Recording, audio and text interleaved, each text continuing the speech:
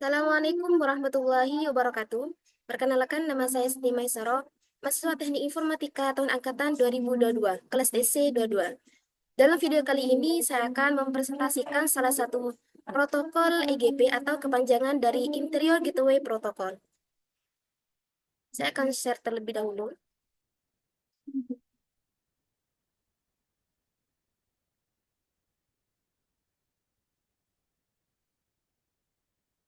Nah, salah satu protokol dari EGP yaitu RIP atau kepanjangan dari Routing Information Protocol. RIP adalah protokol routing yang digunakan dalam jaringan komputer untuk berbagi informasi routing antara router. Jadi, dalam dunia jaringan komputer, RIP ini juga disebut dengan protokol routing yang digunakan oleh router untuk bertukar informasi antara rute-rute atau jalur dalam jaringan. Informasi ini memungkinkan router untuk memahami topologi jaringan dan menentukan jalur terbaik untuk meneruskan paket data ke tujuannya. Salah satu prinsip-prinsip dasar dari RIP yang pertama yaitu Distance Vector Routing. RIP ini menggunakan algoritma routing jarak vektor, di mana setiap router menyimpan tabel routing yang berisi jarak ke setiap jaringan yang diketahui. Jadi, algoritma routing jarak vektor atau disebut dengan distance vector, ini adalah jenis algoritma routing yang di mana setiap router mempelajari jalur terbaik ke jaringan tujuan berdasarkan dua informasi utama yang diterima dari router tetangganya. Nah, jarak atau distance biasanya diukur dalam metrik. Dalam metrik RIP itu sendiri biasanya disebut dengan hop count. Kemudian, setiap router RIP memelihara sebuah tabel routing. Tabel ini berisi daftar semua jaringan yang diketahui oleh router dan informasi tentang cara terbaik untuk mencapai jaringan tersebut, termasuk jarak dalam hop count atau next hop router. Kemudian, prinsip selanjutnya yaitu hop count. RIP ini mengukur jarak menggunakan jumlah hop atau router antara sumber dan tujuan. Maksimum hop count dalam RIP adalah 15. Jadi, dalam RIP, metrik yang digunakan untuk menentukan jarak ke jaringan tujuan adalah jumlah router yang harus dilewati untuk mencapai jaringan tersebut. Jadi, setiap kali paket melewati sebuah router, hop count akan bertambah 1. RIP juga memiliki batas maksimum hop count, yaitu 15. Jadi, jika jalur jaringan memiliki hop count lebih dari 15, misalnya 16 atau lebih, maka jaringan tersebut akan dianggap tidak dapat dijangkau atau tak terhingga. Nah, batasan ini dibuat untuk mencegah routing rope yang tidak terbatas dalam jaringan. Namun, batasan ini juga membatasi ukuran maksimum jaringan yang dapat didukung oleh RIP tersebut. Kemudian fitur-fitur RIP, yang pertama ada routing update broadcast. RIP juga secara berkala menyiarkan pembaruan routing ke semua router jaringan. Nah, salah satu karakteristik dari mendasar RIP adalah router secara rutin mengirimkan informasi tabel routing mereka ke semua router tetangga yang terhubung langsung. Nah, interval waktu pengiriman ini biasanya mendurasikan sebanyak 30 detik. Nah, mengapa harus ada routing update broadcast? Ini tujuannya yaitu memastikan semua router memiliki informasi routing yang terbaru. Jadi, mengumumkan keberadaan jaringan baru atau perubahan dalam topologi jaringan, dan juga memelihara informasi tentang jalur-jalur yang masih aktif. Kemudian fitur selanjutnya ada Automatic Router Discovery, atau jadi RIP secara otomatis mendeteksi dan menambah rute baru ke dalam tabel routing. Jadi, RIP juga memiliki kemampuan untuk secara otomatis mempelajari rute-rute baru dalam jaringan.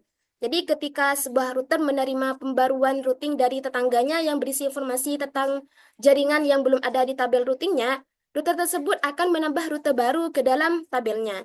Jadi, secara otomatis, RIP mendeteksi dan menambah rute baru ke dalam tabel routing. Kemudian, fitur ini juga mempermudah konfigurasi awal jaringan karena administrator tidak perlu mengkonfigurasi rute secara manual di setiap router untuk jaringan yang berdekatan.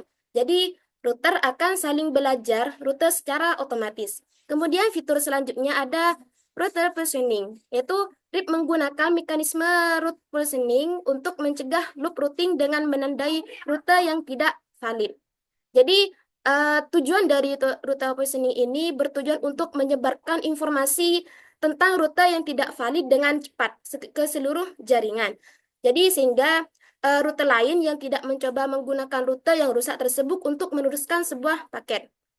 Ketika sebuah rute menjadi tidak valid, misalnya karena link putus ataupun router mati, maka router yang mendeteksi kegagalan tersebut akan mengiklankan rute tersebut ke tetangganya dengan hopcount tak terhingga. Seperti yang sudah dijelaskan saya sebelumnya, yaitu biasanya melebihi dari batas maksimum 15, seperti 16 ke atas.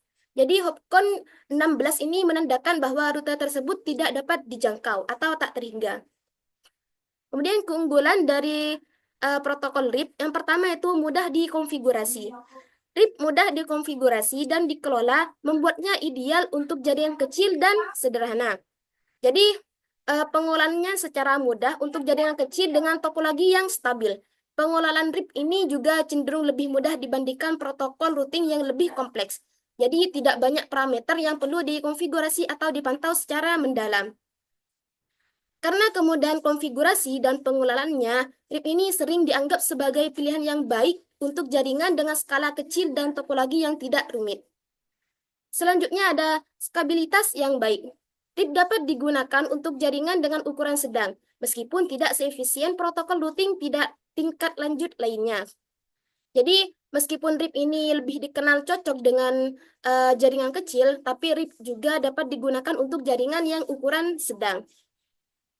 Namun ditekankan bahwa RIP ini tidak seefisien protokol routing yang lebih canggih seperti PSPF atau EIGRP dalam menangani jaringan berukuran sedang. Jadi keterbatasan dari seperti konvergensi yang lambat dan update berkala yang maksa bandwidth dapat menjadi masalah pada jaringan yang lebih besar.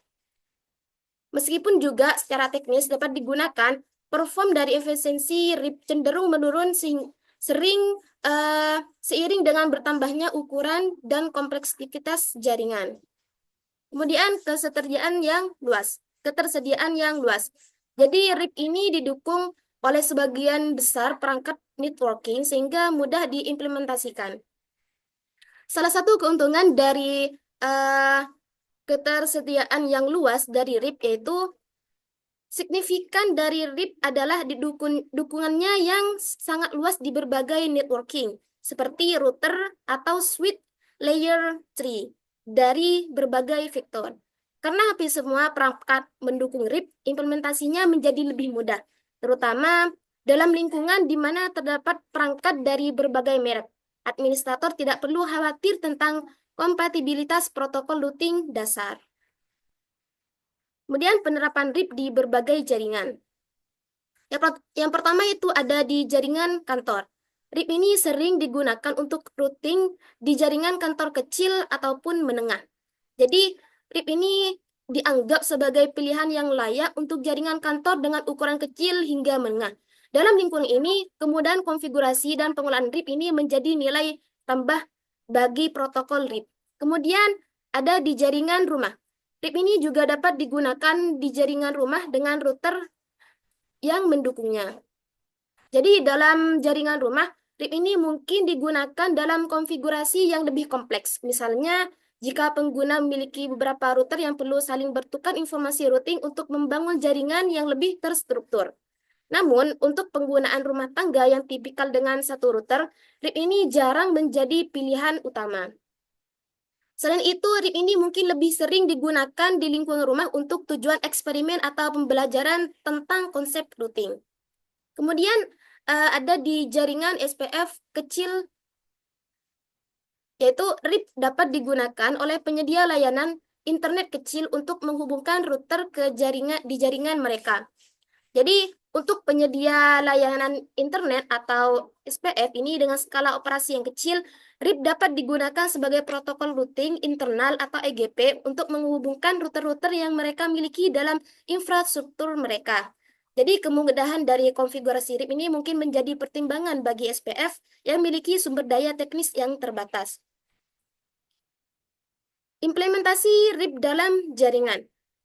Di sini terdapat 3 poin utama yang menjelaskan cara kerja dari protokol RIP. Yang pertama itu konfigurasi RIP. konfigurasikan router untuk menjalankan RIP termasuk menentukan jaringan yang diiklankan dan hopcon. Jadi, untuk menjalankan RIP, router perlu dikonfigurasikan. Kemudian, konfigurasi ini termasuk menentukan jaringan mana saja yang akan diiklankan oleh router tersebut kepada router lain. Kemudian, selain itu, konfigurasi juga melibatkan penentuan dari hopcon. Hopcon ini adalah jumlah router yang harus dilewati sebuah paket data untuk mencapai sebuah tujuannya. RIP juga menggunakan hopcon sebagai metrik routingnya dan jalur dengan hopcon terendah dianggap sebagai jalur terbaik. Kemudian ada juga pertukaran informasi.